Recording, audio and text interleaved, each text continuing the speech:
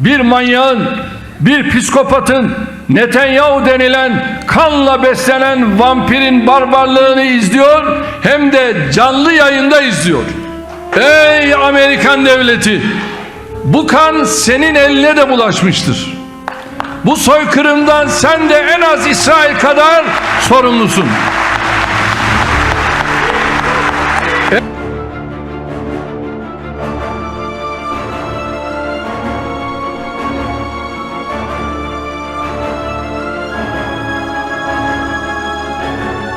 Magandang umaga po sa inyong lahat, mga kababayan, mga kapatid. Sana po ay nasa mabuti kayong kalagayan sa mga oras na ito saan man panig kayo ng mundo naroon. So pag-usapan natin itong gulo dyan na nangyayari sa Middle East. Alam nyo, hindi pa rin humuhupa ang sigalot sa pagitan ng Israel at ng bansang Iran. At sa halip nga po ay lalo pang ang umiigting ang paghahanda ng mga dalawang bansang ito doon sa nakaambang komprontasyon o direktang komprontasyon ng Iran at ng Israel.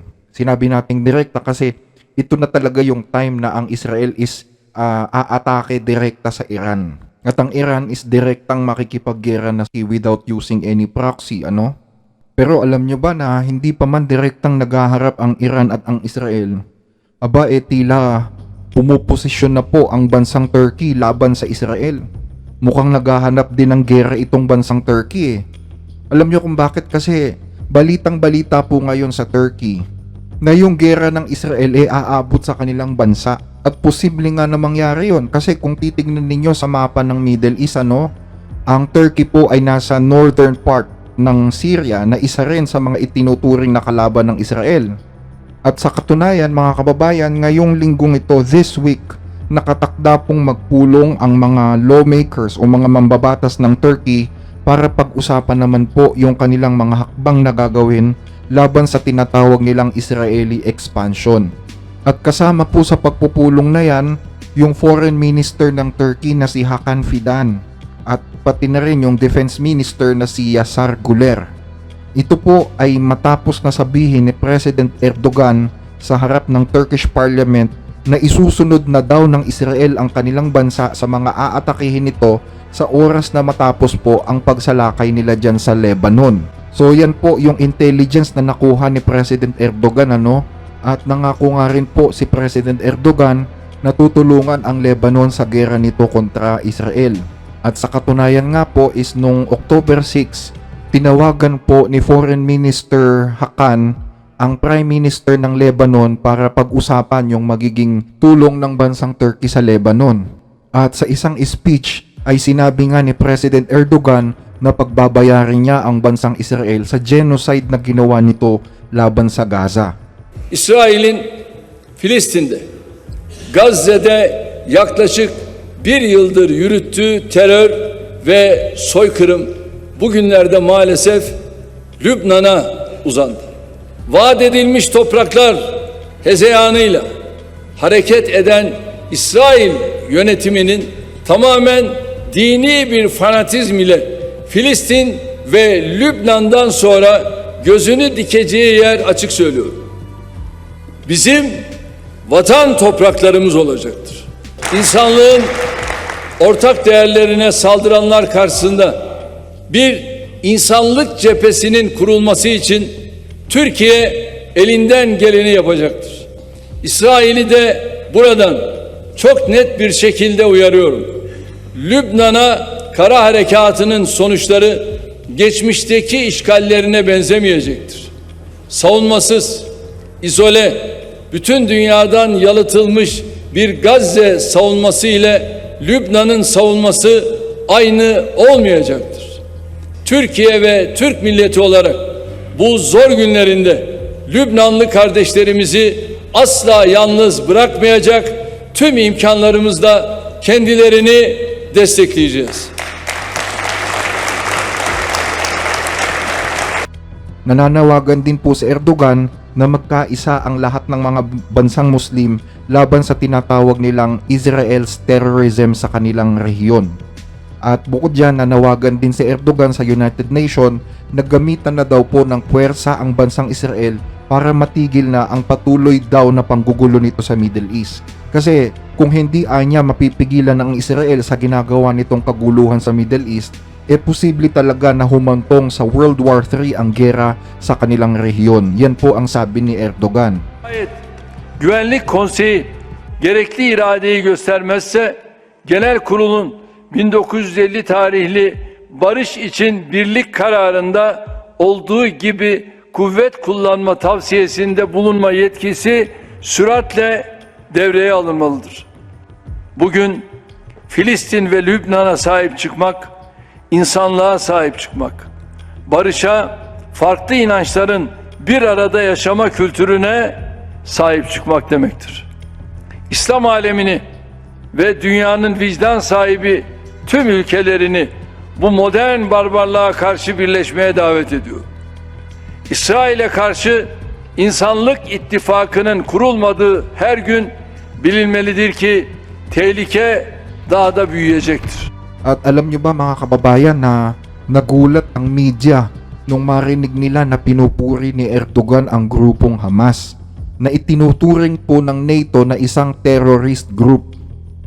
Ang Turkey, alam naman natin, they are a member of NATO organization. At para sa NATO, ang mga Hamas ay isang teroristang grupo. So talagang ikinagulat nila itong statement ni Erdogan nung pinuri niya nga itong grupong Hamas. At sa isang interview nga ay inamin pa ni Erdogan na hindi niya itinuturing na isang teroristang grupo ang Hamas. At may ilang mga membro ng Hamas na pinatuloy niya sa kanyang sariling bansa, ano? Dün gencecik bir evladımızı Ayşenur Ezgi Eygi'yi alçakça katlettiler. 41 masum sivili öldürdüler. Çocuk, kadın, genç, yaşlı demeden barbarca saldırıyorlar. Kan döküyorlar. Sadece Gazze'yi işgalle yetinmeyeceklerini şimdiden ilan ediyorlar. Biz işte onun için Hamas, Müslümanlar adına direniyor diyoruz. Biz işte onun için Hamas sadece Gazze'yi değil, İslam topraklarını, Türkiye'yi savunuyor diyoruz. Mısır'la, Suriye ile attığımız yeni adımlar, büyüyen yayılmacılık tehdidine karşı bir dayanışma hattı oluşturmaya yöneliktir. Bütün İslam ülkeleri de nerede duracağı belirsiz İsrail işgaline karşı ortak tavır takınmalıdır. Biz en başından itibaren bu çağrıyı yapıyoruz.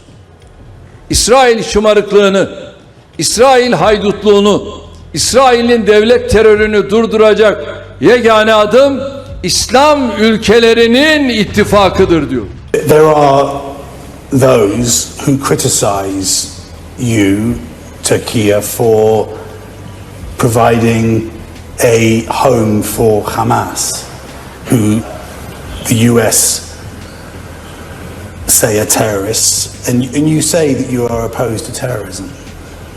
Şimdi biz teröristlere karşıyız. We are of course against terrorism and terrorists. Hamas'ı But iyi tanıyan liderlerden bir tanesi. I'm one of the leaders Hiçbir zaman ben who is Hamas'a terör real örgütü familiar demedim. with Hamas, and I never called Ve Hamas a şu terrorist anda da organization. Hamas'a bir terör örgütü And olarak bakmıyorum. I don't approach Hamas as a Zira terrorist organization Hamas now because Topraklarını Hamas koruma gayreti is içerisinde olan spending efforts in direniş order to protect grubudur. their motherland, and they are Dolayısıyla actually böyle a bir group of direniş resistance. grubuna ben So nasıl olur da I can't call such a terör örgütü group diyeceğim. of resistance a terrorist organization. daha 47'li yıllardan alın.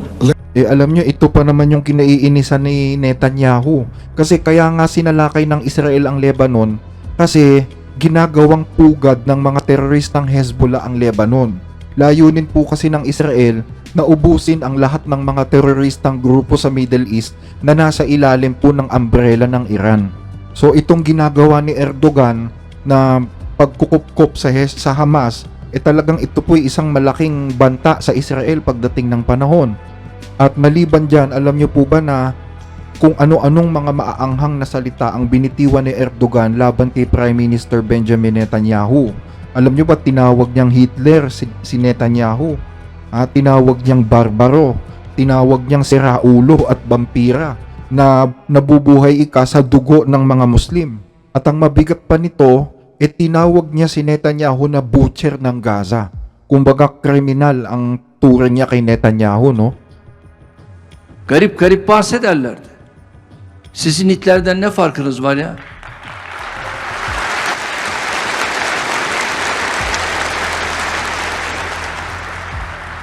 Bunlar bize Hitler'i de aratacak.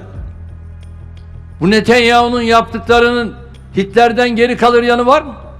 Yok. Şu an itibariyle Hitler bunun kadar zengin değildi.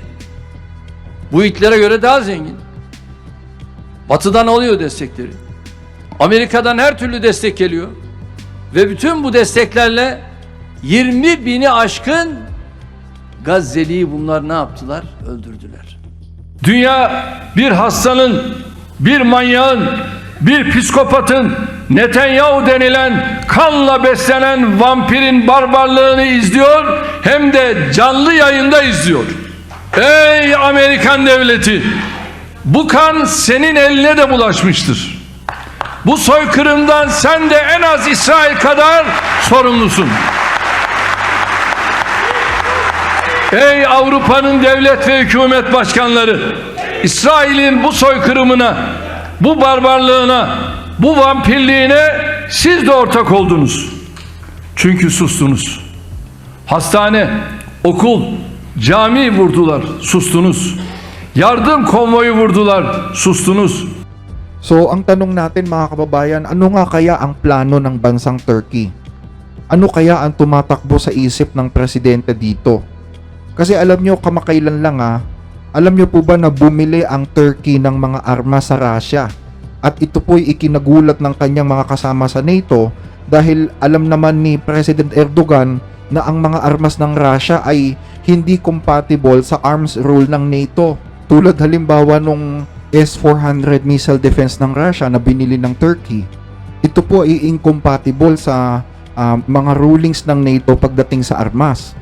At maliban sa pagbili ng mga armas sa Russia, pumasok din ang Turkey sa isang nuclear deal with Russia and China na isa rin sa mga pinangangambahan ngayon ng NATO. And kahapon, October 7, nakipagpulong din si Turkish President Erdogan kay President Vladimir Putin para pag-usapan naman yung relasyon ng kanilang dalawang bansa in the future, no? So ano palagay ninyo dito mga kababayan? Ito kaya ay paramdam na ng Turkey na malapit na siyang pumasok sa gera kontra Israel? Na siya sasali na rin dyan sa gulo dyan sa Middle East? At ano naman yung kanyang magiging papel dito sa gera ng Iran at ng Israel? So ano po ang inyong masasabi mga kababayan? I-comment nyo lang po yung inyong opinion sa ating comment section. So I think hanggang dito na lang yung ating pagtalakay sa episode na ito. Maraming salamat pong muli sa inyong panonood. At hanggang sa muling episode po, magandang araw sa inyo.